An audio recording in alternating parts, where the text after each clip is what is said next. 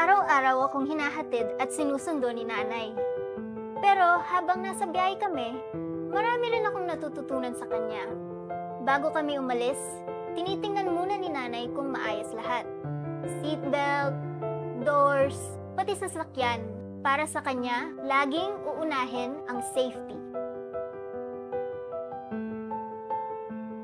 Kapag traffic, naiinip ako. Pero si nanay, laging kalmado.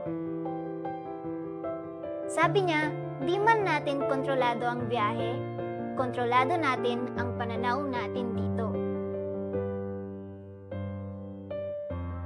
Di man mahaba yung biyahe, panay tawanan pa rin. Sabi ni nanay, matutong magtiwala sa takbo ng buhay. Tinuruan din ako ni nanay na maging praktikal, pumili ng matipid, maaasahan, hindi lang sa sasakyan, kundi sa mga desisyon sa buhay. Pero higit sa lahat, sa bawat biyahe, natutunan ko ang halaga ng oras ng pagsasama magkasama.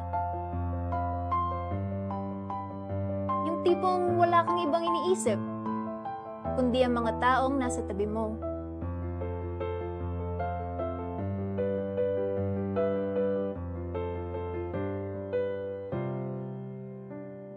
Hindi ko alam kung saan kumukuha ng lakas si nanay.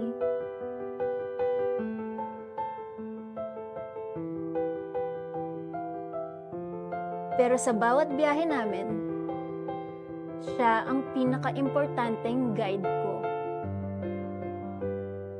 Hindi lang sa kalsada, kundi sa buhay.